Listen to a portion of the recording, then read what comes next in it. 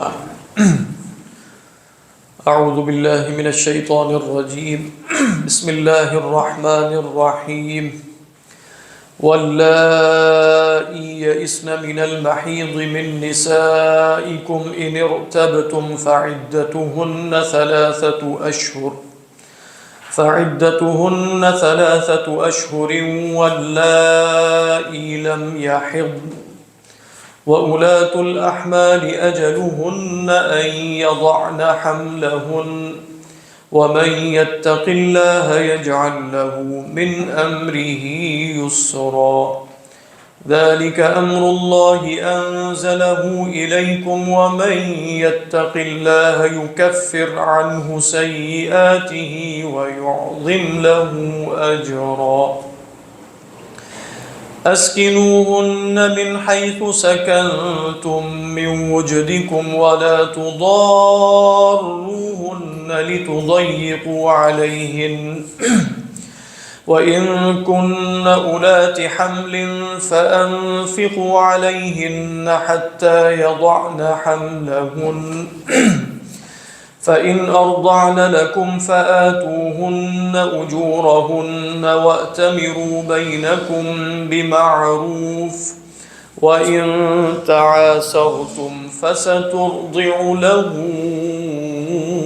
أخرى صدق الله العظيم رب اشرح لي صدري ويسر لي أمري واحلل عقدة من لساني يفقهوا قولي اللهم الهمنا رشدنا وأعذنا من شرور أنفسنا اللهم انفعنا بما علمتنا وعلمنا ما ينفعنا وزدنا علما اللهم صل على سيدنا محمد وعلى آل سيدنا محمد وبارك وسلم آمين يا رب العالمين واللائی یئسن من المحیض من نسائکم اور وہ خواتین کے جو تمہاری بیویوں میں سے حیض سے مایوس ہو چکی ہوں ان ارتبتم اگر تمہیں ان کی عدت کے بارے میں شک ہے تو ہم بتائے دیتے ہیں کہ ان کی عدت کیا ہے فعدتهن 3 اشہر تو ان کی عدت ہے 3 مہینے واللائی لم یحضن اور ان کی عدت کے جن کو ابھی حیض نہیں آیا دیکھیے اس میں 2 قسم کی خواتین کا بیان ہے ایک وہ خاتون ہے کہ جو مایوس ہو چکی ہیں حیض سے وہ ہوتا ہے تقدم عمر کے نتیجے عمر بڑھنے کے نتیجے میں اور ایک وہ خواتین ہے لم یحضن کہ جن کو حیض نہیں آیا یہ ہوتا ہے کم سنی اور کم عمر کے ہونے کے نتیجے میں ایک قسم بیچ میں رہ گئی ہے کہ جو حیض کے اوقات میں ہیں اور کسی وجہ سے ان کو حیض لیٹ ہو گیا بات واضح ہے کہ نہیں کوئی بھی وجہ ہو سکتی ہے یعنی مستقل ان کی عادت نہیں ہے بیماری ہے اس میں فقہا کا اختلاف ہے کہ وہ 3 مہینے پوری کرے گی یا حمل کے برابر پوری کرے گی وغیرہ وغیرہ وہ ایک الگ کہانی ہے یعنی یہاں جن 2 خواتین کا بیان ہے وہ کون ہے کہ جن کو یا حیض ابھی آیا نہیں یا وہ حیض کی عمر سے گزر چکی ہے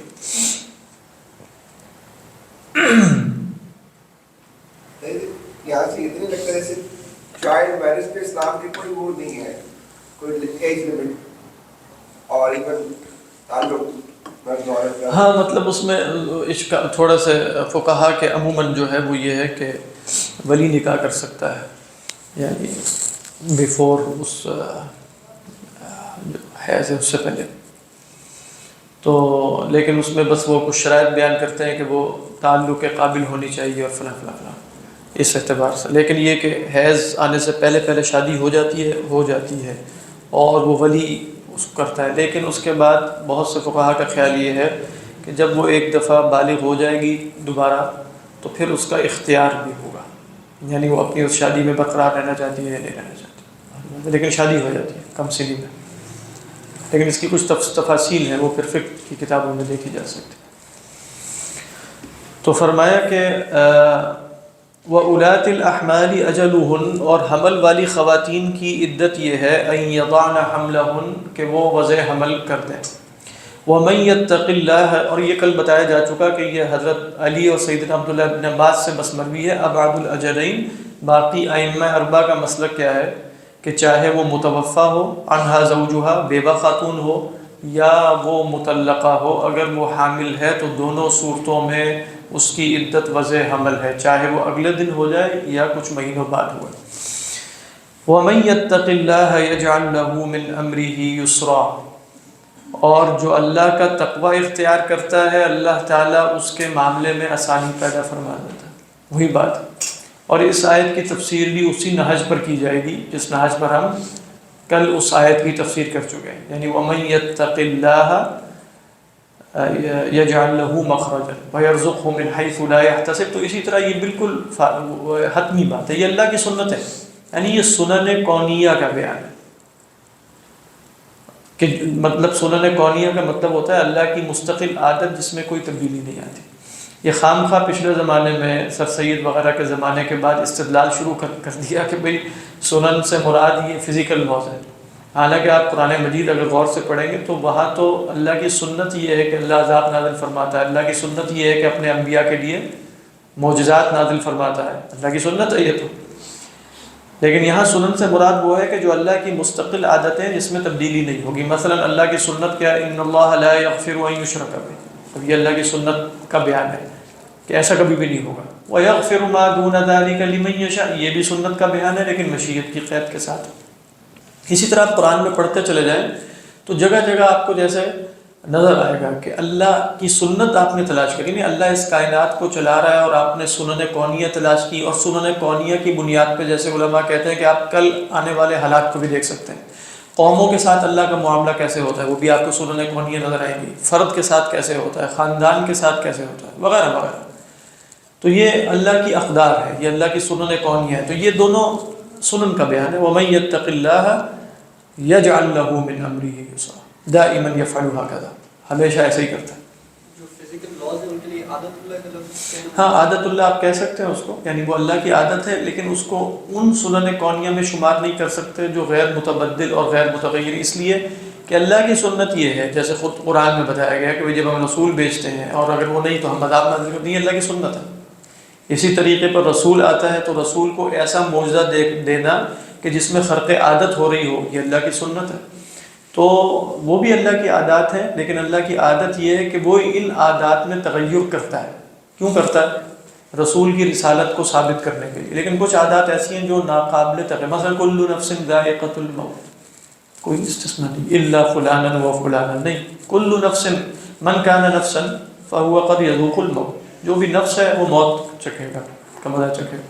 اور آپ دیکھیں انسان، یعنی میری سب سے پسندیدہ تحریروں میں سے جو میں نے پڑھی ہے ان میں ایک تحریر 70-80 صفحے کی ہے، وہ ہے من ہوا سید الاقدار، من ہوا سید الاقدار، محمد سعید رمضان البوٹی، جن کا ذکر کئی دفعہ ہو چکا ہے۔ بہت ہی کمال کی تحریر ہے وہ، یعنی اگر کوئی اس کو پڑھے، مطلب وہ اس طرح نہیں، مطلب مجھے بھی بڑی مشکل سے ملی تھی، وہ کسی کتاب میں اور مقالات میں نہیں ہے، میں نے کسی سے سنا تھا، کسی عالم سے ان کو سنتے ہیں کہ وہ بڑی تحریر ہے۔ وہ سارا اس موضوع پہ ہے کہ مطلب جس زمانے میں وہ تھے اور شاید 70s کی وہ تحریر ہے، مطلب اب تو خیر انسان ویسے ہی فارغ ہوتا چلا گیا، پوسٹ ہیومن دنیا کی بات ہو رہی ہے۔ اس زمانے میں جیسے بھئی ابھی یہ غلغلہ تھا ایک خاص قسم کے ہیومنزم کا کہ بھئی انسان جو ہے وہ بڑا ترقی کر گیا ہے اور انسان نے غلبہ پا لیا ہے اور یہ جو کائنات کے لاز ہیں ان کو اپنے تابع کر لیا ہے اور یہ ہو گیا وہ ہو گیا، تو انسان بڑا سپر مین کا بھی ایک تصور نیچے کے زمانے سے شروع ہو گیا۔ وہ مطلب اس موضوع پر ہے کہ انسان سید الاقدار ہے، ذرا اس کا جواب دیتے ہیں، من ہوا سید الاقدار۔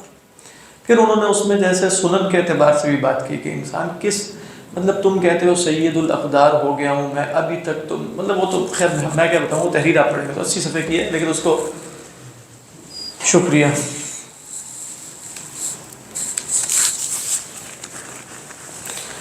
لیکن وہ آپ پڑھیں گے نا تو مطلب کوئی بھی سوچنے سمجھنے والا انسان ہوگا، اور پھر ان کی عبارت بہت قوی ہے، اصل میں ادیب تھے یہ، اور اتنی قوی عبارت لکھتے ہیں کہ اکثر عرب بھی ایسے نہیں لکھتے، حالانکہ عرب نہیں ہے، آپ جانتے ہیں کردی ہیں، کردی زبان بھی بولتے تھے، ترکی زبان بھی بولتے تھے، والدہ ان کی ترکی تھی۔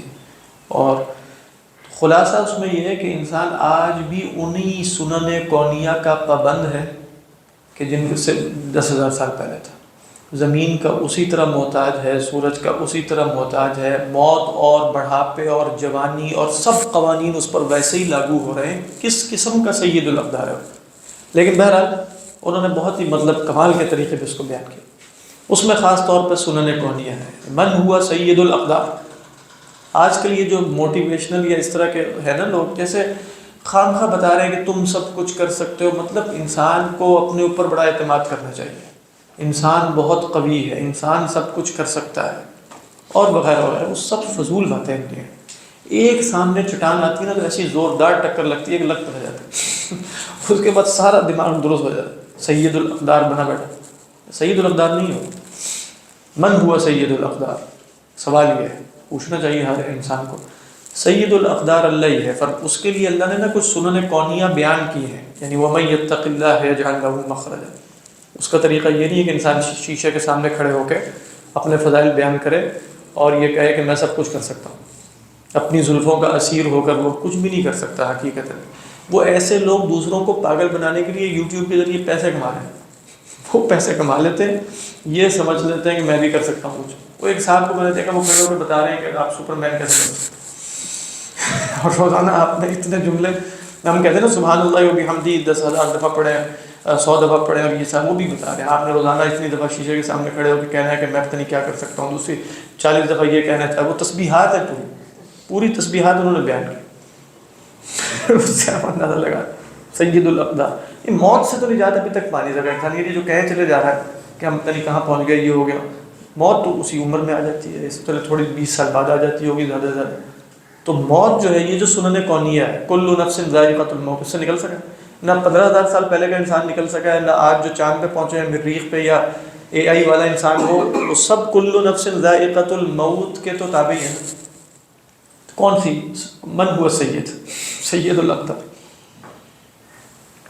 ایک صاحب نے، خیر وہ کیا کریں، فرمایا کہ ایک صاحب جو ہے نا وہ ابھی گھریلو معاملات چل رہے ہیں، خواتین کا دماغ انہوں نے خراب کرنا شروع کر دیا. وہ جو ہے مطلب باہر سے آ جاتے ہیں اور یہاں کے خواتین بھی جیسے ان کے مطلب کیا ہے. اور بالکل ہی ابھی کل پرسوں ایک جگہ ان کا کلپ دیکھا جو کہ خاتون ہی نے لگایا ہوا تھا، نہیں ہوتا جو واٹس ایپ پہ ہوتا ہے اسٹیٹس. تو نہایت بے وقوفانہ. پھر میں نے سرچ کیا اس کو تو پتہ چلا کہ وہ بہت جگہوں پر اس عنوان کے تحت گفتگو کرتے رہتے ہیں اور خواتین اس کو بہت زیادہ ہو کیا بات، اور اس کی بنا پہ گھر ٹوٹ رہے ہیں. مطلب ایسا پاگل پن، مطلب بہت ہی بے وقوفی. وہ کیا ہے کہ پاکستانی ورژن آف صبر، اور اس پر جو ہے وہ گفتگو کرنا شروع کر رہے ہیں اور نہایت بے عقلی کے ساتھ. یعنی کسی قسم کی کوئی، کہتے ہیں پاکستان کا صبر یہ ہے کہ گھروں میں خواتین کو، لڑکیوں کو کہا جاتا ہے برداشت کرو، اپنے گھر کو بچاؤ، یہ ہے وہ ہے. قرآنی صبر تو کچھ اور ہے. اچھا وہ کیا ہے قرآنی صبر؟ وہ پھر وَتَوَاصَوْا بِالْحَقِّ والی آیت انہوں نے کوٹ کی. وَتَوَاصَوْا بِالْحَقِّ، اپنے موقف سے بالکل پیچھے نہ ہٹنا، اپنی بات کیے چلے جانا، جو دنیا کہے جو مرضی کہے کسی کی پرواہ نہ کرنا، جو حق بات ہے اس کو کہنا. اور اس میں آندھی چل رہی ہو آگے سے تو پھر بھی آگے ہی بڑھتے چلے جانا آندھی کو برداشت کرتے ہوئے. یہ صبر ہے قرآنی. سمجھ میں آ رہی؟ اسی طرح بتایا یہ کیا ہے، یہ صبر قرآنی ہے. خواتین واہ واہ، اور نیچے لکھا ہے بجا فرمایا. اور ہمیں تو لوگوں نے بتایا ہی نہیں. یہ علماء تو دیکھو یہ امریکہ سے آ کے صبر سکھائیں گے. مطلب آپ کس قدر بے وقوفی، مطلب اتنے بڑے مغالطے ہیں اس کے اندر. قرآن میں جس جگہ صبر کی بات ہو رہی ہے وہاں اسلام اور کفر کی بات ہوتی ہے، وہاں اپنے موقف سے پیچھے نہیں ہٹنا ہوتا. وَتَوَاصَوْا بِالْحَقِّ وَتَوَاصَوْا بِالصَّبْرِ جو ہے وہ گھر میں لڑائی ڈالنے کے لیے آیت نازل ہوئی ہے، یا ایک باطل اللہ کے رسول صلی اللہ علیہ وسلم موجود ہیں. حق اور اسلام اور کفر اور اسلام کی بات ہے. یہاں کون سی بات ہو رہی ہے؟ یہاں تو بھئی ہمیں کہا گیا حدیث میں حق پر ہوتے ہوئے اپنا حق چھوڑ دو نا، تو وہ جنت میں جو ہے وہ خوشخبری ہے. جنت کے بیچ میں گھر میں من ترک الحق وہوا کیا ہے، من ترک المراء وہوا محق بنى اللہ له بیتا فی وسط الجنہ. جنت کے درمیان میں اللہ تعالیٰ گھر بنائے گا. اچھا یہ نہیں نظر آ رہا ہے کہ قرآن مجید میں کتنی دفعہ کہا گیا کہ بدلہ نہ لو تو وَلَئِن صَبَرْتُمْ لَهُوَ خَيْرٌ لِلصَّابِرِينَ. وہ خواتین کا دماغ خراب کر کے چلے. میں صحیح بتا رہا ہوں؟ اور اس کی بنا پر طلاقیں ہو رہی ہیں. خواتین کو سمجھ میں آنا شروع ہو گیا کہ نہیں، انہوں نے تو پیچھے نہیں ہٹنا اپنے موقف سے، جو مرضی ہو جائے. اور انہوں نے تو گھر میں اور پھر وہ طلاق ہو گیا، چھٹی. یہ صبر ہے. اور پھر پاکستانی ورژن آف صبر کے نام سے یہ قرآنی ورژن یہ ہے جو میں نے بتایا، جو انہوں نے بتایا. اور پاکستانی ورژن یہ ہے بھائی مشرقی روایات ہیں، گھر میں ہر فریق ہی صبر کرتا ہے. ہر فریق جو ہے وہ حق کا وَتَوَاصَوْا بِالْحَقِّ کا علم بردار بن کے گھر میں کھڑا ہو جائے گا تو لگ پتہ جائے گا. مرد بھی کھڑا ہو جائے تو لگ پتہ جائے گا، عورت بھی کھڑی ہو جائے گی تو لگ وتواصوا بالحق کا مطلب یہ ہے ہی وہ کس جگہ آیت نہ بھی جہاں حق بات کرنا شریعت آپ پہ فرض کر رہی ہے وہاں حق بات کریں، ورنہ تو آپ حق بات کتنی چھپاتے ہیں، کتنی جگہوں پر حق بات چھپانا ضروری ہوتا ہے، لوگوں میں اصلاح کروانے کے لیے آپ حق بات بولتے ہیں، جھوٹ بولتے ہیں یعنی حدیث میں کیا ہے لیس الکذاب الذی یصلح بین الناس، وہ تو جا کے حق بات بیان کرے تو نہیں، حق بات ہی بیان کرنی میں نے، لیکن کہنے کا مطلب یہ کہ اس طرح کے افکار جو ہے نا وہ پھیل رہے ہیں اور اس پہ بڑی بابا اور خواتین دیوانی ہوئی چلی جاتی اور وہ مطلب نہایت، حالانکہ دیکھا جائے تو مغالطوں سے بھری ہوئی باتیں ہوتی ہیں، اس میں کسی قسم کی کوئی عقل نہیں ہے، نہ کوئی دانش ہے، نہ قرآن کی تفسیر ہے، نہ کچھ ہے، اور جو میں بات کر رہا ہوں وہ وہیں ہو رہا ہے جہاں گھر ٹوٹ رہا ہے، وہی لوگ یہ چیزیں کوٹ کر رہے ہیں، مطلب ایسی نہیں میں بات کر رہا کہ جو ہوا میں کسی نے کوٹ کی ہے، جہاں یہ پریکٹیکلی چل رہا ہے وہیں کوٹ ہو رہی ہے یہ بات، ان کے کلپس کوٹ ہو رہے ہیں، اور پھر یوٹیوب پہ دیکھا تو وہ ایک اس عنوان کے تحت بہت جگہوں پر وہ گفتگو یہی کیے چلے جا رہے ہیں، نہایت ہی بے وقوفانہ۔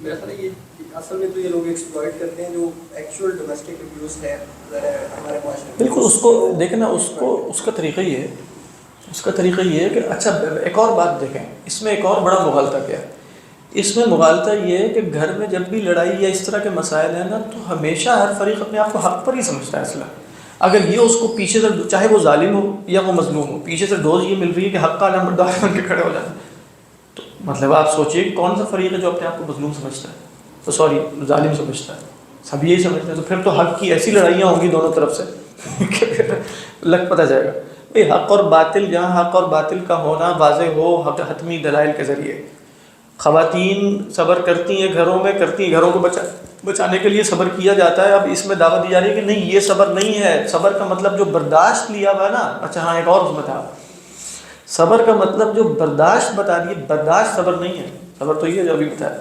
وتواصوا بالحق وتواصوا بالصبر، تو برداشت کر لیتے ہیں گھر میں اور ساری زندگی بچوں کے لیے قربانی دے دی، تو بھی یہ اچھی بات ہے، اللہ نے اسی کی ترغیب دی ہوئی ہے، ان جگہوں پر اسی بات کی ترغیب دی گئی ہے، مرد کو ٹھیک ہونا چاہیے، یہ الگ بات ہے، لیکن میں بتا رہا ہوں کہ یہ تصور تو نہیں ہے نا کہ گھر توڑنے کے لیے چونکہ حق کا علم بردار بننا ہے، وہاں وہیں بنا جائے گا جہاں بالفرض شوہر آپ کو کہے کہ فرض نماز نہیں پڑھنی، اس سے روکنا شروع کر دے تو واقعی وہاں اسی طرح وتواصوا بالحق کے آپ علم بردار بن جائیں گے، لیکن جہاں اس طرح کے مسائل نہ ہو، جہاں حق اور باطل اور اسلام اور کفر اور حتمی طور پہ حلال اور حرام کا مسئلہ نہ ہو، قطعی حلال و حرام کا، وہاں یہ مسائل آپ کھڑے کر سکتے ہیں، اور اس کے سوا اللہ اعلم یہ ہو رہا ہے۔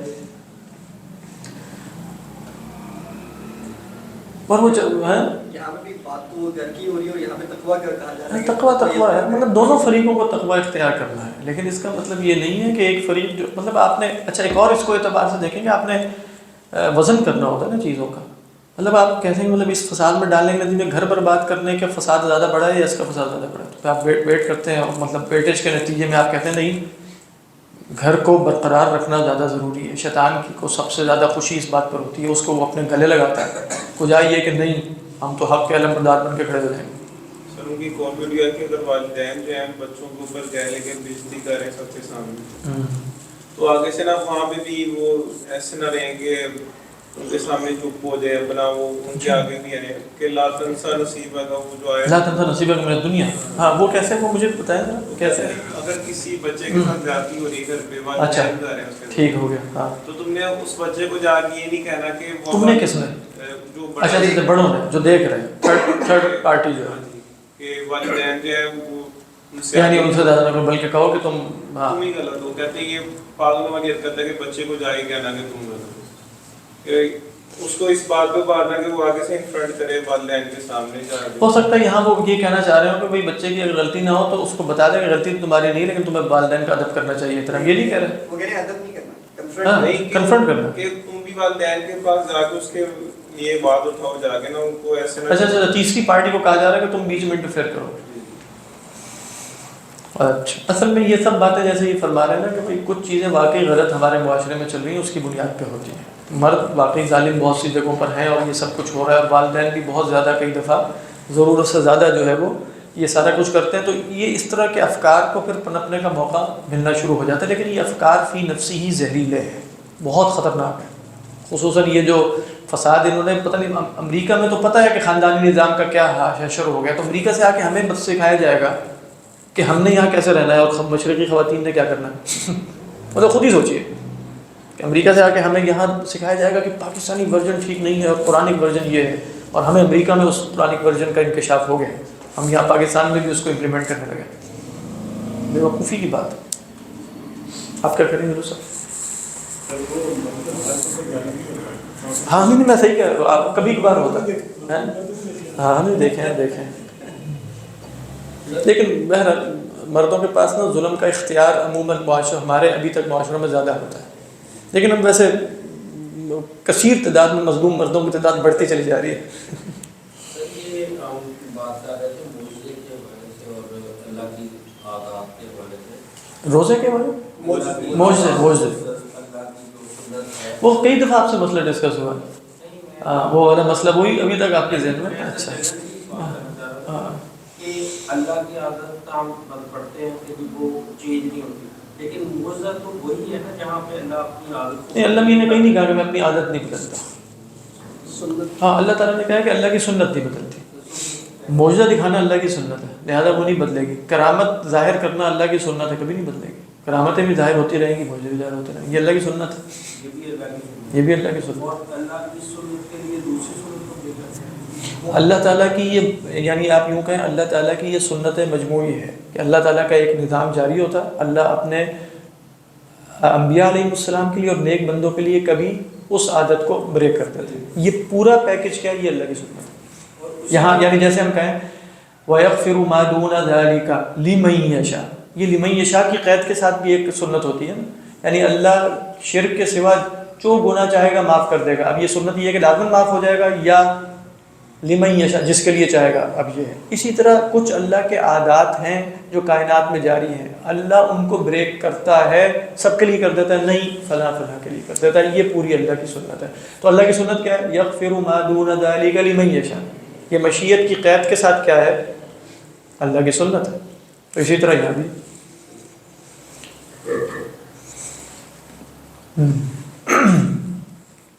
تو فرمایا کہ اعوذ باللہ من الشیطان الرجیم ومن یتق اللہ یجعل له من امرہ یسرا ذلک امر اللہ انزلہ الیکم.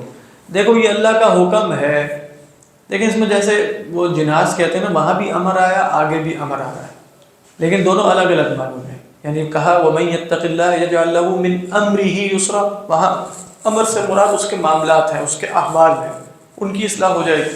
اور ذالک امر اللہ میں یا تو اللہ کا دین ہے، یا اللہ کی وحی ہے، یا کون سے احکام ہیں جو ابھی تک آ چکے ہیں، یعنی یا ایھا النبی اذا طلقتم النساء، یہ اللہ کا حکم ہے. تو ذالک امر اللہ انزلہ الیکم ومن یتق اللہ یکفر عنہ سیئاتہ. گویا لگ رہا ہے کہ پہلے جتنے بھی وعدے تھے نا وہ دنیاوی تھے تقویٰ پر، یعنی ومن یتق اللہ یجعل له من امرہ یسرا، اور اس سے پہلے بھی. اب اخروی وعدہ کیا ہے؟ ومن یتق اللہ یکفر عنہ سیئاتہ. جو اللہ کا تقوی اختیار کرے گا اللہ تعالیٰ تکفیر سیئات کریں گے. تو وہ بنا دیتا ہے اس کے لیے اس کے کام میں آسانی. اس کا پھر کیا مطلب ہوا؟ ہاں میں نے بتایا نا کہ یہاں کام میں آسانی سے مراد ہے کہ اس کے احوال ٹھیک ہو جاتے ہیں، اس کے معاملات آسان ہو جاتے ہیں، مشکلات اس پر آسان ہو جاتی ہیں وغیرہ وغیرہ. جو اس پہ عمل کرے، جو اللہ کا تقوی اختیار کرے گا. اللہ کے تقوی اختیار کرنے پر ما قبل احکامات پر عمل کرنا بھی شامل ہے، لیکن اللہ کا تقوی جو ہے وہ ایک جامع ہے، یعنی وہ صرف ان احکام پر عمل کرنا نہیں بلکہ اس کے سوا بھی.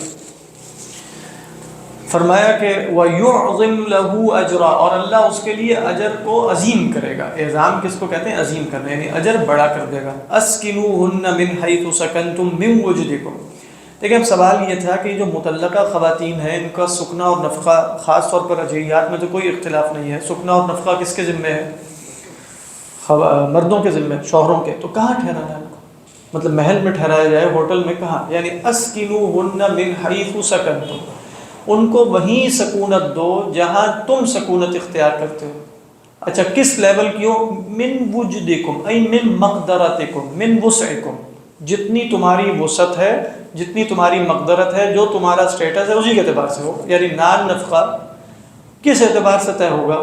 شوہر کے مرتبے کے اعتبار سے طے ہوگا، شوہر کے اسٹیٹس کے اعتبار سے ہوگا۔ یہ جو وجدن کا لفظ ہے، یہ جو وجد یجدو ہے، اس کے مصادر ایک سے زیادہ آتے ہیں، اور ہر مصدر آپ دیکھیں وجد یجد وجدن، اس کا مطلب جیسے ایک خاص قسم کی کیفیت نہیں ہوتی، وجد کی کیفیت، وجد وجدن، وجد یجد وجدانا، اس کا مطلب ہوتا ہے پا لینا۔ وجدان اصل میں پانے کو کہتے ہیں، وجدتو، یعنی اسی طرح وجد یجد موجدتن، اس کا مطلب ہے دل میں کسی کے متعلق غم اور غصے کا اظہار کرنا، وجدت علیہ موجدہ، وجدت علیہ موجدہ۔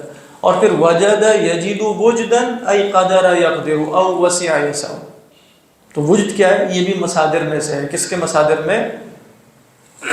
وجد یجد، تو وجد یجد وجدن، وجد یجد وجدانا، وجد یجد موجدتن، وجد یجد وجدن۔ اب آپ دیکھیں کتنا خوبصورت ہے عربی زبان میں، مصادر کے اعتبار سے فرق کر لیتے ہیں۔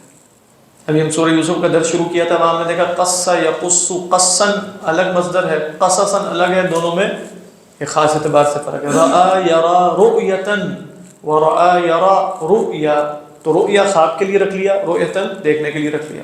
اسی طرح دیکھیں وجد یجد، ہر ایک الگ الگ ہے، لیکن ان سب کے اندر کچھ پانے کا مفہوم ہے۔ ویسے موجودہ بھی دل میں کچھ پانا ہے، بات واضح۔ اسی طرح کیا تھا؟ وجدان بھی پانا ہے۔ اسی طرح وجد جو ہے وہ کوئی روحانی حالت پانا ہے، اور کیا تھا؟ موجودہ تھا، اور کیا تھا؟ وجدن، وہ سب پانا ہے۔ وجد یجد وجدن، تو اسکنوہن من حیث سکنتم ای سکنتم من وجدکم ای من مقدرتکم من وسعکم، سمجھ آ رہی؟ اس کے بعد کیا کہا؟ وَلَا تُضَارُّوهُنَّ لِتُضَيِّقُوا عَلَيْهِنَّ، اور ان پر سختی نہ کرو۔ مضارہ یہاں یہ نہیں کہ وہ تمہیں ضرر پہنچائے اور تم انہیں پہنچاؤ، کیونکہ باب مفاعلہ اصلاً دو فریقوں کے لیے آتا ہے، لیکن باب مفاعلہ کئی دفعہ مبالغے کے لیے بھی آتا ہے، تو ان کو تکلیف نہ پہنچاؤ۔ کن کو؟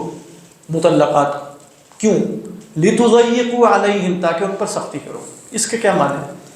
علماء نے کہا ایک معنی اس کا یہ ہو سکتا ہے کہ رجوع کر لو تم، اور رجوع کیوں کرو؟ ان کو تکلیف دینے کی، جیسا کہ عرب کر لیا کرتے تھے، یعنی وہ دیکھا کہ بھئی اس کو طلاق دے دیے تو اب 3 مہینے یا عدت گزرنے کو ہے، تو اب یہ نکل جائے گی اور آزاد ہو جائے گی، اور پھر میری قدرت میں نہیں رہے گی اور میں اسے تکلیف نہیں دے سکوں گا اور ستا نہیں سکوں گا، تو کیا کرتا ہوں؟ مراجعہ۔ اور ان لوگوں کے ہاں جاہلیت میں تو مراجعت کی کوئی لمٹ نہیں تھی، یعنی طلاق دی، رجوع کر لیا، اچھا پھر کچھ طلاق دے دی، وقت گزر گیا، پھر رجوع کر لیا۔ تو یہ سب کیوں ہو رہا ہے؟ وَلَا تُضَارُّوهُنَّ، انہیں ضرر نہ پہنچاؤ۔ کیسے ضرر پہنچایا جائے گا؟ بالرجوع، بالرجعۃ، کیوں؟ لِتُضَيِّقُوا عَلَيْهِمْ، تاکہ ان پر زندگی تنگ کرو۔ ایک معنی یہ ہے۔ ایک یہ ہے کہ وَلَا تُضَارُّوهُنَّ، اب دیکھیں عدت کے اندر نفقہ واجب ہے کہ نہیں؟ اگر بالفرض وہ عدت کے اندر گھر سے نکل جاتی ہے تو اب نفقہ واجب نہیں، اب نہ سکنا واجب ہے نہ نفقہ، تو اب یہ اس کو تنگ کیے جا رہا ہے، سختی کرتا ہے اس کے اوپر تاکہ یہ گھر سے ہی بھاگے۔ تو گھر سے اگر یہ بھاگ جائے گی تو اب نان نفقہ نہیں دینا پڑے گا، لیکن چھٹی ہو جائے گی، تو یہ بھی ہو سکتا ہے۔ وَلَا تُضَارُّوهُنَّ، اپنی مردوں کو کہا جا رہا ہے، لا ضرر ولا ضرار، تو وَلَا تُضَارُّوهُنَّ لِتُضَيِّقُوا عَلَيْهِنَّ، کیا ترجمہ کیا تھا میں؟ اور ان کو تنگ کرنے کے لیے تکلیف نہ پہنچاؤ۔ یہ وہ عرب سے یعنی لِتُضَيِّقُوا عَلَيْهِنَّ میں تنگ کرنے کے لیے، تُضَارُّوهُنَّ تکلیف نہ پہنچاؤ۔ یہ عرب سے وہ جو پہلے والا کنسپٹ اس سے ریلیٹڈ آیات ہے یا بعد کے؟ نہیں بعد میں، ابھی بھی تو گنجائش ہے نا، دو دفعہ تو رجوع کیا جا سکتا ہے، ایک دفعہ طلاق دے دی، پھر رجوع کر لیا، پھر ایک اور طلاق دے دی، پھر رجوع کر لیا۔ تو رجوع کرنے میں نیت کیا ہونی چاہیے؟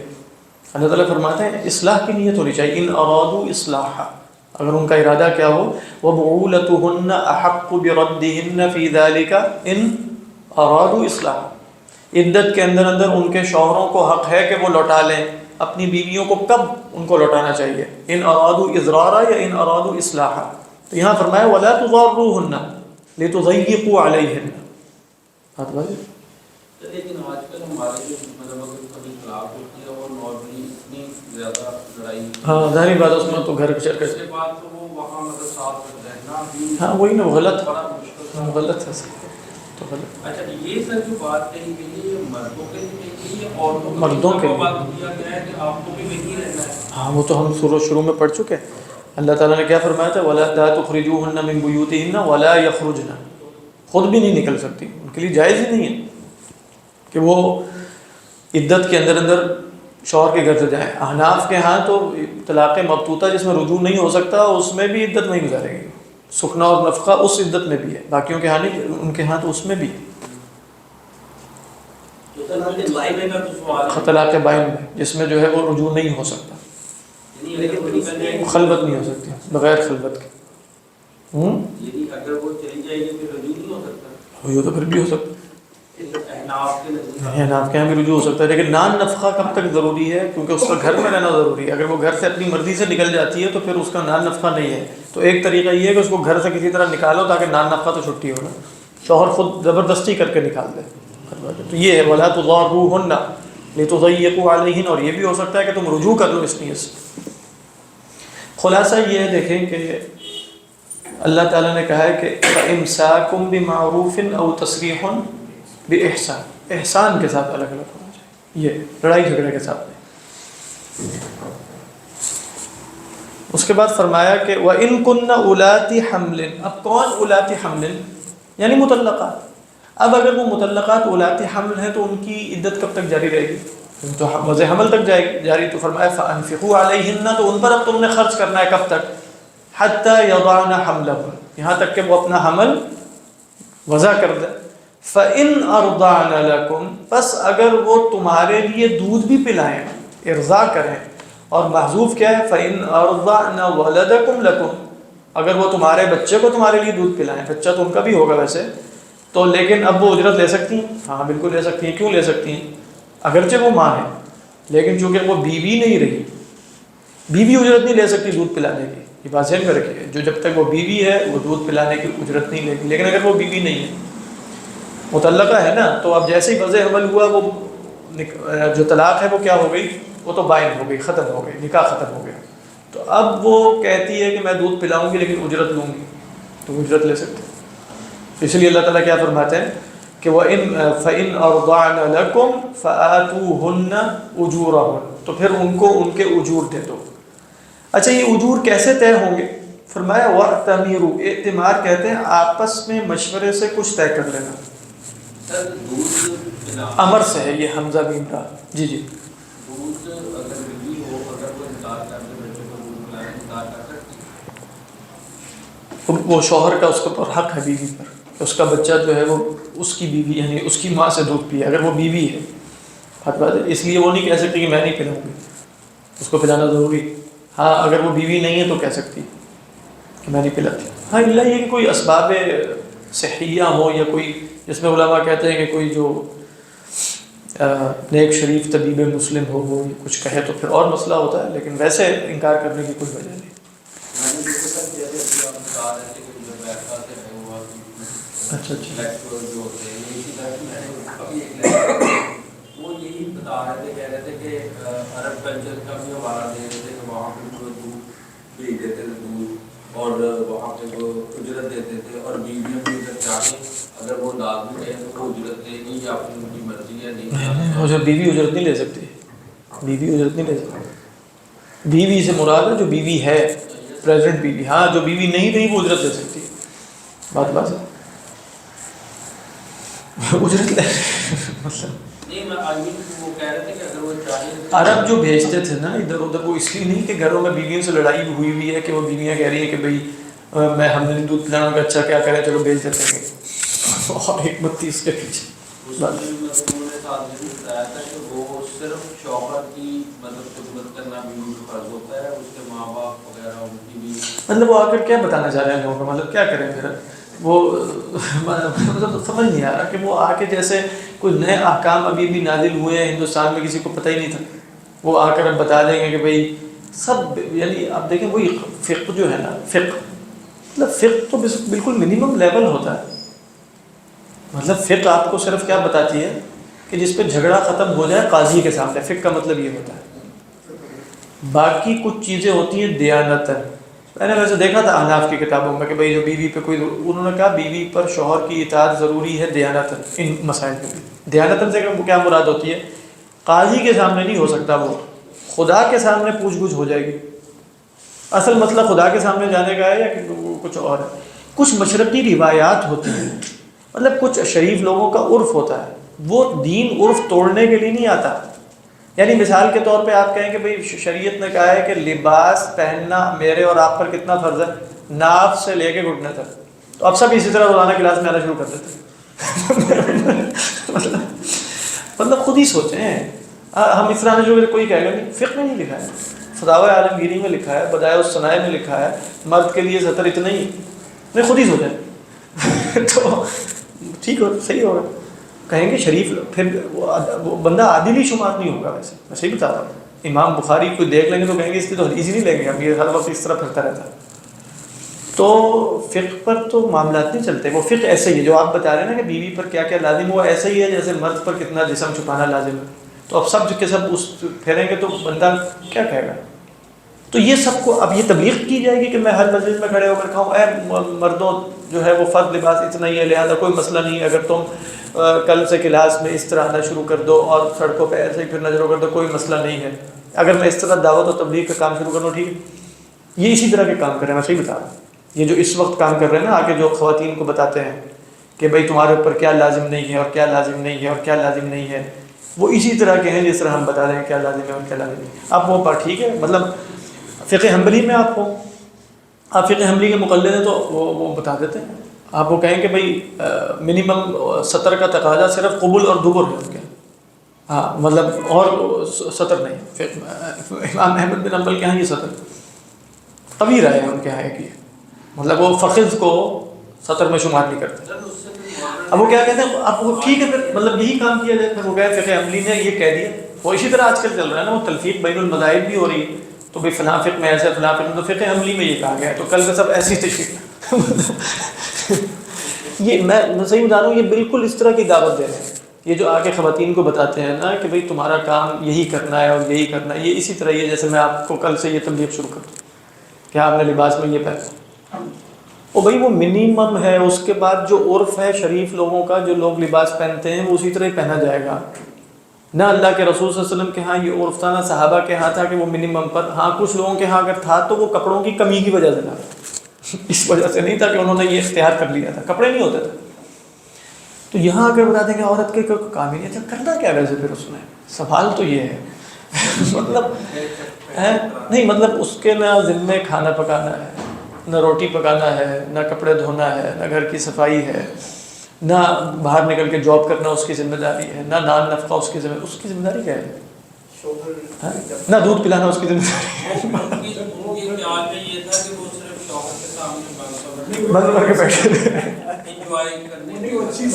مطلب اس سے دیکھیں خطرناک سا تصور نہیں آ رہا کہ یہ چکر کیا ہے. یعنی عورت کو جیسے ایک وہ شوق پیس بنا کے شو کیس میں رکھنا ہے. شوہر کے لیے ضروری کیونکہ پوری دنیا میں شخص جو ہیں وہ شوہر ہی ہوتے ہیں، وہ مرد ہوتے ہیں. سر یہ ویسٹرن سسٹم ہے. ہاں وہی میں بتا رہا ہوں. عورت جب طلاق لیتی ہے تو پھر اس کے بعد اس کا کیا اشر ہوتا ہے. ٹھیک ہے، لوگ ویسٹ میں رہتے ہیں ان کو پتہ ہے کہ عورت وہاں کیسے سروائیو کرے. ٹھیک ہے، یہاں تو نان نفقہ اور ہر چیز کا دعویٰ ہے نا، تو وہاں تو وہ ایک ڈالر بھی کبھی کما کے لا. ٹھیک ہے، شام کو گھر آ گئی ہے نا، اگر اس کا منہ ٹھیک ہے نہیں ہے تو اس کو بولیں کہ ہاں ہاں ٹھیک ہے. یہ اس سطح تک لانا چاہتے ہیں یہاں بھی مرد اور عورت. وہی میں بتانا چاہ رہا ہوں نا کہ یہ آ کے مطلب یہ آپ کی ذمہ داری نہیں ہے، یہ آپ کی ذمہ داری نہیں ہے. تو مطلب اس طرح کیا گھر چلتا ہے. کبھی شوہر کل ہمارے پارٹ 1 میں بھی وہ طلاق والی آیات چل رہی ہیں، وہاں بھی اس طرح کی بات ہو رہی تھی. تو وہ ایک ڈاکٹر صاحب ہیں، انہوں نے کہا کہ ہم بڑی عمر کے ہیں، چائلڈ اسپیشلسٹ ہیں اور جناح اسپتال سے ان کی ریٹائرمنٹ ہوئی ہے.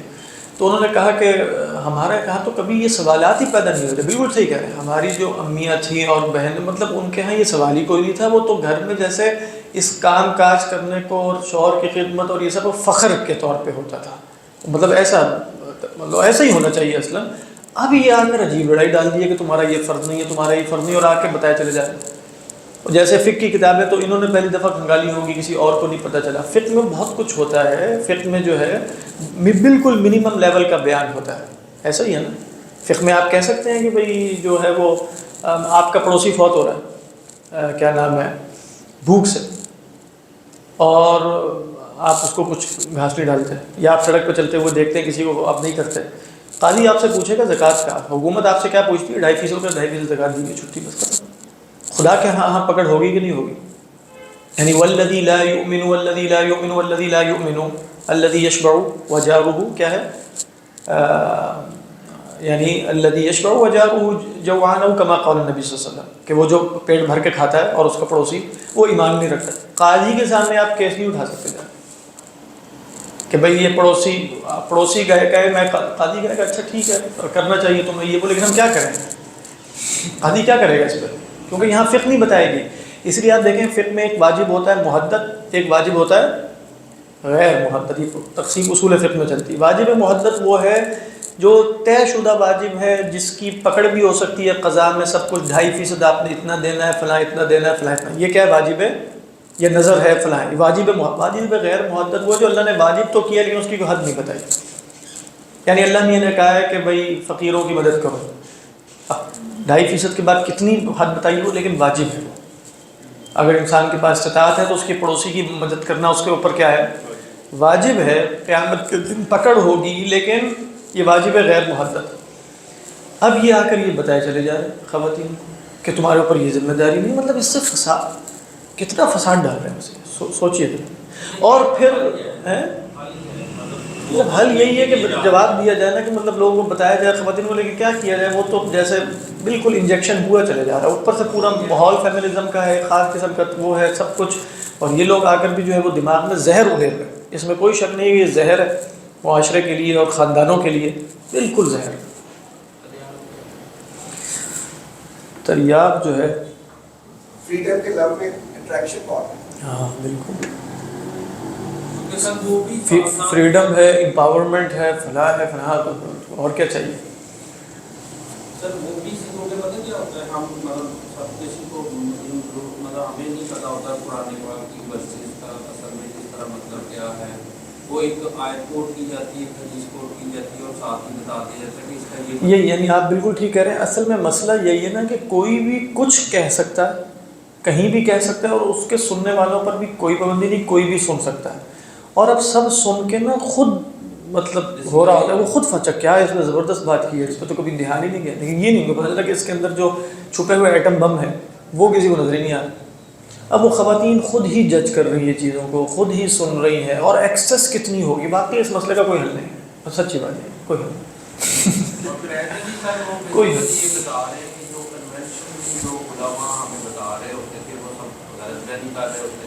ٹھیک کر رہے ہوتے ان کا چھپا لیے انہوں نے.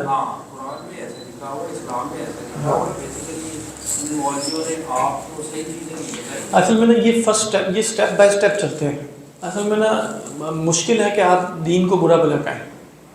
تو اصل طریقہ تو یہی ہوتا ہے کہ دین جن کے ذریعے پہنچا ہے ہم تک ان کو برا بھلا کہہ کے فارغ ہوتے ہیں بس. ٹھیک ان کو کہیں یہ فارغ تھا یہ فارغ تھا ان کو پتہ نہیں تھا اور انڈین رہ کے جاتا ہے ٹیکس رہ جاتا ہے اور اس طرح کی جو صبر والی تفسیریں ہیں نا وہ رہ جاتی ہیں. انڈین بات یہ نکلتی ہے جا کے. نہیں حل نہیں ملتا کوئی حل. جہاں تک آپ کر سکتے ہیں اپنے آس پاس کریں یہی حل ہو سکتا ہے. باقی اب آپ جا کے اوپر سے کوئی پاکستان کے اوپر جا کے کوئی ایسا ڈال دیں گے جو مطلب نیٹ آنا بند ہو جائے یہاں سب چیزیں یہ تو ہو نہیں سکتا. فائر بال لگا دیں سمندر سے پار کر وہ بھی اس میں بھی کچھ نہیں ہوگا. سیٹلائٹ سے بھی کافی چل رہا ہے آج کل معاملہ.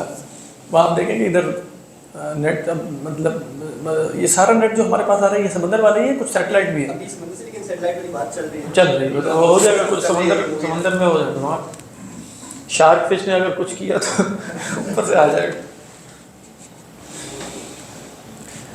یہ ہے میں صحیح بتا رہا ہوں اس کا حل واقعی کوئی نہیں. کیونکہ آپ دیکھیں کہ اب کس کو آپ روک سکتے ہیں کہ آپ وہ واٹس ایپ استعمال نہ کریں گروپس میں نہ ہو آپس میں باتیں نہ ہو. یوٹیوب پہ لیکچر کتنا اچھا فلاں کا لیکچر آ گیا فلاں کا اتنا اچھا ہے تو کیسے اب آپ باتیں بھی اچھی اچھی لگتی ہیں. میں یہ نہیں کہہ رہا ساری باتیں غلطی ہوتی ہیں وہ اچھی باتیں بھی سارے لوگ کرتے ہیں اصلاح والی باتیں بھی ہیں. لیکن بیچ میں یہ جو خطرناک مسائل ہیں جس سے بہت بڑے بڑے یہ شیطانی پروپیگنڈے میں نا مدد ہوتی ہے اس سے. کیونکہ شیطان کا تو مقصد یہ ہے کہ وہ خاندانی نظام توڑے آ کے. اب ہندوستان میں توڑنے کا ایک طریقہ تو تھا لبرل وہ تو لبرل والے توڑ ہی دیں گے وہ مغرب کے نقش قدم پہ چلیں گے. جو دیندار لوگ ہیں ان کا کیسے ٹوٹے گا. ان کے یہاں تو قرآن و حدیث سے ہی توڑنا پڑے گا. وہ قرآن و حدیث ہی کی آیات سے توڑیں گے نا. تو وہ اس سے توڑا. تو شیطان کو سب سے زیادہ خوشی حدیث میں آیا ہے کہ وہ کس پر ہوتی ہے؟ جب وہ سرایا بیچتا ہے. تو ایک صاحب آتے ہوئے کہتے ہیں میں نے زنا کروایا, ایک صاحب کہتے ہیں شراب پی لو, تو شیطان کہتا ہے ٹھیک ہے توبہ کر لے گا, یہ ایسا مسئلہ نہیں ہے. ایک صاحب آگے کہتے ہیں کہ ما زلت حتی فرقت بینہ و بین زوجہ, تو وہ اس کو گلے لگاتا ہے, کہتا تعال تم آؤ, تو پھر گلے لگایا. شیطان کا تو کام ہی ہے. تو اس شیطانی کام میں قرآن و حدیث کے ذریعے جو ہے وہ مدد کی جا رہی ہے, کیونکہ کچھ لوگ ایسے ہیں جو قرآن و حدیث کے ذریعے ہی, یعنی وہ چونکہ دیندار ہیں, قرآن و حدیث کے ذریعے ہی وہ گھروں کو توڑیں گے. تو اس میں ایک طریقہ یہی ہے نا کہ علماء فارغ ہیں, کیونکہ قرآن و حدیث بیان کرتے کون چلے آ رہے ہیں؟ علماء ہی چلے آ رہے ہیں. تو کہیں گے علماء فارغ ہیں, بتاتے ہیں پاکستانی ورژن آف صبر کیا ہے اور حقیقی صبر کیا ہوتا ہے.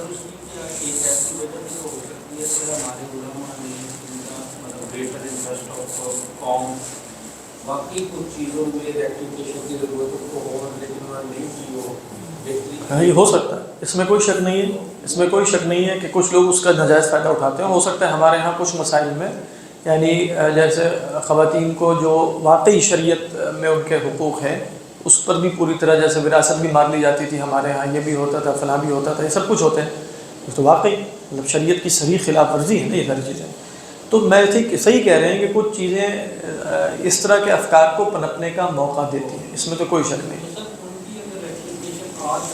ہاں وہ کرنی چاہیے, لیکن وہ ریکٹیفیکیشن کرنے والے اب لوگ یہ آ گئے ہیں نا, یہی مسئلہ ہو یہ رہا ہے کہ وہ اب اس کو کہہ رہے ہیں کہ ہم ریکٹیفیکیشن کر کے آپ کو دکھاتے ہیں. اور دیکھیں میں آپ کو بتاؤں, اب جو نقار خانے میں طوطی کی جو آواز ہے نا, مطلب آپ اصلاح کر کے کام شروع کریں فلاں, وہ بھی اس میں ایک آواز بن کے رہ جائے گا. بس سننا آپ کو ہے, مجھے یا ان کو سننا ہے, یہ کس کا اختیار ہے میرے پاس؟ یہ کس کے پاس اختیار ہے؟ میرے پاس اختیار ہے. آپ کی بات زیادہ مجھے موافق لگے گی یا آپ کی, یہ میرے پاس علمی کرائٹیرین کی بنیاد پہ ہوگا جو میری ہوائے نفس کے زیادہ موافق ہوگا, ہوائے نفس کے زیادہ موافق ہوگا. تو بس بات پھر بھی آپ ہی کی پھیلے گی یا ان کی پھیلے گی, جو بھی ہے. بات سمجھ میں آ رہی ہے کہ نہیں؟ کیونکہ ان میں وہ جو مرجعیت کا نظام تھا نا, جو مرجعیت کا نظام تھا وہ ٹوٹ گیا. مرجعیت سے مراد ہے کہ خود بخود معاشرے میں مراجع جو علمی ہوتے تھے وہ پنپتے رہتے تھے. یہ علماء ہیں اور یہ علماء ہی نے ان کو علماء کہا ہے, وہ ان کے پوری ایک روایت ہوتی تھی. اب جب سے یہ سمجھ لیں یہ تو ہمارے دیکھا دیکھی ہو رہا ہے نا, یعنی ہم شعور کی زندگی میں ہم نے 15 20 25 30 سالوں میں یہ سب کچھ دیکھ لیا کہ یہ سارے مراجع کا نظام ٹوٹ گیا. کوئی مرجعیت کا نظام اب عوام کے پاس نہیں. یہ نہیں میں کہہ رہا کہ حقیقی مراجع موجود نہیں ہیں, حقیقی مراجع تو موجود ہیں, لیکن دیکھیں عوام کے پاس کوئی مرجعیت کا نظام ہے کہ آپ کہیں کہ اس کی یہ اوتھینٹک بات کرتا ہے دین میں یا یہ کرتا ہے اور یہ کیسے طے ہو رہا ہے. یہ ایک بالکل فطری ایک آرگینک طریقے پر, یہ ہمارے ہمیشہ مطلب 1200 سال میں اسی طرح چلتا رہا ہے, پتہ ہوتا تھا. مطلب ایسے ہی ہے, وہ الٹے سیدھے لوگ بھی ہوں گے تو ان کو پتہ ہے کہ دین کی بات تو وہیں سے پتہ چلے گی. مطلب وہ ٹھیک ہے وہ الٹے سیدھے کام کرتے رہیں گے, لیکن ان کو بھی دین کا مسئلہ پتہ کرنا ہے تو ادھر ہی جائیں گے. یہ اب کوئی بھی نہیں ہے. اب تو یوٹیوب اور سوشل میڈیا اور اس طرح کا زمانہ ہے. مطلب 100 سال بعد کوئی مورخ دیکھے گا تو وہ کہے گا پتہ نہیں اس زمانے میں کیا ہو رہا تھا, اگر یہ بعد میں ٹھیک رہا ہو گیا زمانہ. تو ورنہ تو یہ اتنا زیادہ ٹرانسفارمیشن کا زمانہ ہے جو ہم نے 2000 سے لے کے 2024, یا اب آپ کہیں کہ اسمارٹ فون تو 2009 میں آئے, اور مطلب ہمارے پاس تو 2012 میں آیا ہوگا. نہیں پاکستان میں کب آیا اسمارٹ فون؟ 2011 10 سالوں کے اندر. مطلب ہر بار اسمارٹ فون نہیں ہے تو سوشل میڈیا یوٹیوب اور فلاں ڈمکانا, وہ ڈیسک ٹاپ اور لیپ ٹاپ پہ بیٹھ کے چلیں 10 سال اور, لیکن اس کی ایکسیس کتنے لوگوں کو تھی. تو اب یہ 10 سالوں کے اندر ایک گریٹ جو آپ کہتے ہیں نا ٹرانسفارمیشن ہے, جو انپریسیڈنٹڈ جس کو کہا جاتا ہے, جس کی پہلے سے کوئی مثال موجود نہیں. اتنی ہر چیز بدلی ہے. یہ نہ سمجھیے کہ ہر چیز بدل گئی, یعنی یہاں تک کہ علم کا تصور بدل گیا. یعنی علم کیا ہے فی تعلیم کا تصور بدل گیا. استاد کا تصور صرف آپ اپنے علمی دائرے کے اندر اگر دیکھیں گے تو جس کو آپ کہتے ہیں پوری اپسٹیم ہی بدل گئی, یعنی سب کچھ بدل گیا, کچھ بھی ایک جیسا نہیں. انسانی تعلقات ہوں, مرجعیت کا نظام ہو, سب کچھ بالکل ایک انقلاب کی کیفیت ہے. ایسا انقلاب تو واقعی آ چکا ہے. یعنی آپ دیکھیں جو کہتے ہیں انقلاب تو آ چکا ہے. یہ اتنی بڑی تبدیلی ہے جس سے سب کچھ الٹ پلٹ ہو گیا ہے. اس میں کچھ بھی اب سمجھ میں نہیں آ سکتا, کچھ بھی سمجھ میں نہیں آتی. آپ دیکھیں جہاں ابھی یہ نہیں پہنچا، جہاں روایتی معاشرے پہاڑوں میں دور دراز قائم ہے، تو اب وہاں نیٹ جب جا رہا ہے اور اسمارٹ فون وہاں پہنچ گئے ہیں، تو آپ دیکھیں ود ان 5-10 سالوں میں سب وہاں بھی بدل جائے گا، وہاں بھی بدل جائے گا۔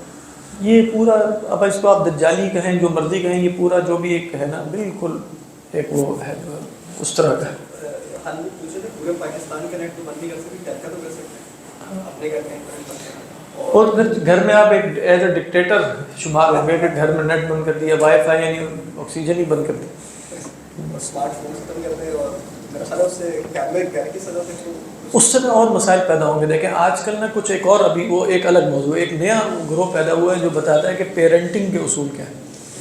تو اب وہ ان کا ان کو اب جو ہمارے بھی مطلب کافی خاندان میں ایسے لوگ ہیں جنہوں کو وہ پیرنٹنگ کے والے جو لیکچرارز ہیں جو اس طرح، ان کو سن کے لگتا ہے ہم نے تو کسی نے کوئی بچوں کی تربیت کی نہیں تھی۔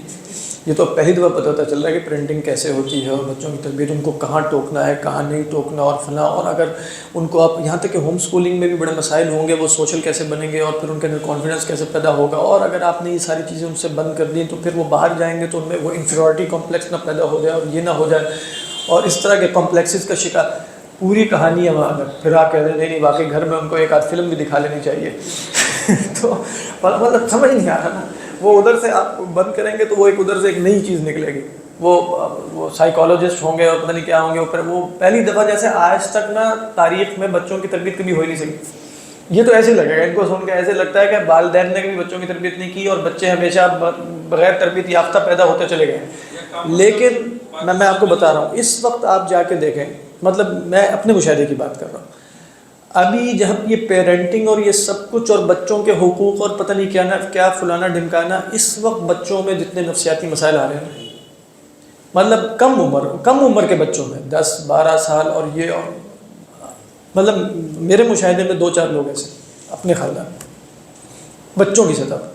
پہلے تو ہم نے کبھی سنا نہیں تھا کہ بچوں میں کوئی نفسیاتی، آٹزم الگ ہے اور فلاں الگ ہے اور فلاں الگ ہے، اور یہ سب وہ ہے جب پیرنٹنگ کے جو جدید ٹیکنیکس ہیں اس کے مطابق ہی سارا کچھ چل رہا ہے سب۔ انٹرنیٹ بند کریں تو یہ مطلب ایک بات ہے، اصل میں نا بچہ باہر جائے گا، بچہ اسکول جائے گا کہ نہیں جائے گا، ابھی ایک سوال ہے۔ اسکول جائے گا تو وہاں بچے بتائیں گے کہ مطلب ان کے ساتھ انٹریکشن ہوگی، وہ بتائیں گے یہ ہم نے دیکھا وہ دیکھا، اور نیٹ، اور وہ گھر آ کے وہ کہے گا کہ میں تو جیسے بالکل قید خانے میں رہتا۔ مطلب وہ سب آپ دیکھیں گے انڈین وہ چیزیں اتنی انٹر کنیکٹڈ ہے اور آپس میں وہ ہے کہ بالکل جیسے سمجھ نہیں آتا کہ کیا کیا جائے۔ یعنی واقعی حل بڑا مشکل ہے، ایک نیچرل طریقے پہ بچوں کی تربیت کیسے ہوتی تھی، اب یہ سمجھ نہیں آ رہا کیونکہ پرنٹنگ والے لوگ آ گئے، اب سمجھتا ہے کہ مجھے یہ تربیت ایسی ہوتی ہے، پہلے کیسے ہوتی تھی۔ وہی نا عموماً بلوا ہے، کیا کریں۔ پکڑنے والی بات یہ ہے کہ بجائے پیچھے سے پکڑنے کی آگے سے ایک کام پیچھے سے دیکھیں گے تو وہ اتنی تیزی سے ترقی ہوتی جا رہی ہے، اتنی تیزی سے آگے چل رہا ہے۔ دیکھیں انڈین، اگر آپ ان سب چیزوں کو ہٹ کے دیکھیں تو ہمیں یہ بتایا گیا ہے کہ نہیں کہ قرب قیامت کا جو زمانہ ہے اس میں دین بالکل غریب ہو جائے گا، دین بالکل اجنبی ہو جائے گا۔ نہیں ایگزمپشن ہے یا نہیں، لیکن زمانہ تو ایسا ہی ہے نا، یعنی یہی فرمایا ہے کہ جو بھی زمانہ آئے گا اس سے بدتر ہی آگے آنا ہے، بہت سی روایات میں یہ تو ذکر ہے نا۔ اب آپ دیکھیں جو حضرت امیر معاویہ کے حوالے سے آپ نے بتایا تھا کہ امیر معاویہ کا ذہن ہے، نہیں میں جب بلڈنگز کی بات کی نا قرب قیامت کے حوالے سے بلڈنگ، تو آپ نے یہ بتایا تھا کہ اس وقت بھی بڑی بڑی جب ہمارے ظاہری بات ہے ہوں گی 2-4 اس وقت بھی لگ رہا تھا کہ یہ شاید قرب قیامت۔ ہاں لیکن اب آپ دیکھ لینا، وہ تو ہر زمانے میں علماء کہتے رہے کہ زمانہ فساد کا شکار ہو رہا ہے، لیکن ہر زمانے میں علماء کہتے تھے ہمارا زمانہ دیکھ لیں تو وہ کیا کہتے ہیں، لیکن ہمارا زمانے میں تو جتنی لمبی عمارتیں میرے نہیں خیال کے پہلے سے لمبی ہوں گی۔ کہنے کا مقصد یہ ہے کہ دین پر چلنا مشکل سے مشکل ہوگا کہ نہیں، ہاں مشکل سے مشکل ہوگا۔ اب اس میں وہ یہی ہے کہ انسان کو نا مطلب جیسے کوئی جگہ سے مراد یہ کہ اپنے لیے ایک بریدنگ سپیس خود بخود نکالنی پڑے گی، یعنی اس کو اپنے خاص 5-7 لوگوں کو فوکس کر کے کچھ دیکھنا پڑے گا، یہ نہیں کہ ابھی وہ پوری دنیا کی کیا تبدیلی اس نے لانی ہے، تو بالکل جیسے چھوٹے چھوٹے جگہوں پہ دیکھ کے کہ یہاں کچھ ہو جائے یہاں کچھ ہو جائے، وگرنہ بہت لمبی چوڑی پلاننگ میں تو رہ جاتا ہے سارا کچھ۔ یہ ہے جی صورتحال۔ بھئی آیت پوری کر لیں. اعوذ باللہ من الشیطان الرجیم. وَأْتَمِرُوا بَيْنَكُمْ بِمَعْرُوفٍ. آپس میں معاملات طے کر لیا کرو معروف طریقے پہ. یہ کون سے معاملات ہیں کہ بھئی تم اجرت لوگی نہیں لوگی کتنی لوگی؟ اچھا اس کے لیے اجرت لینا ضروری تو نہیں ہے نہ لیں. اور پھر اللہ تعالیٰ فرماتے ہیں وَإِن تَعَاسَرْتُمْ، یعنی تعاثرتم سے مراد ہے اگر ازواج اور مطلقات تم لوگوں نے مشکلات دکھائیں. تعاثر کا مطلب ہے ایک دوسرے کے لیے مشکلات پیدا کرنا. تو دھمکی ہے دونوں فریقوں کے لیے. دھمکی کیا ہے؟ فَسَتُرْضِعُ لَهُ أُخْرَى، کوئی اور دودھ پلا لے گی اسے. اس میں مرد کے لیے کیا دھمکی ہے؟ یعنی وہ ماں کے سوا کسی اور کے پاس چلا جائے گا. ماں کے لیے کیا دھمکی ہے؟ تم نہیں ہوگی پھر کوئی اور ہوگا. یعنی دونوں ایک دوسرے کے لیے مشکلات نہ پیدا کرو، بلکہ ہونا کیا چاہیے کہ وہ ماں ہی کے پاس رہے. ماں سے بہتر کون ہے؟ ٹھیک ہے. تو اگر کوئی ایک گڑبڑ دکھائی نا تو فَسَتُرْضِعُ لَهُ أُخْرَى، مطلب ہے لِيُنْفِقْ ذُو سَعَةٍ مِّن سَعَتِهِ. اس میں یہ ترجمے میں نے یہ اضافہ کہ باپ کی تجویز سے، یہ اضافہ کی مرمت اس کتاب سے، لیکن یہ باپ کی تجویز سے کون سے والا؟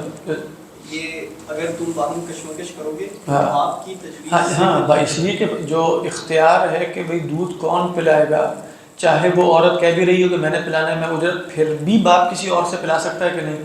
کسی اور سے پلا سکتا ہے.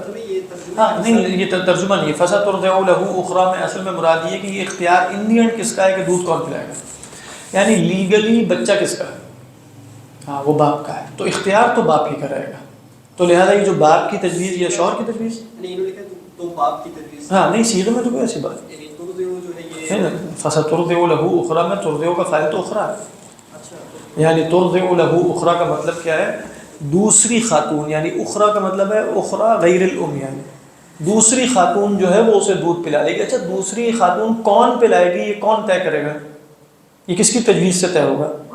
مرد کی. یہ مراد ہے یعنی باپ کی تجویز سے. فَسَتُرْضِعُ لَهُ أُخْرَى لِيُنْفِقْ ذُو سَعَةٍ مِّن سَعَتِهِ وَمَنْ قُدِرَ عَلَيْهِ رِزْقُهُ فَلْيُنْفِقْ مِمَّا آتَاهُ اللَّهُ.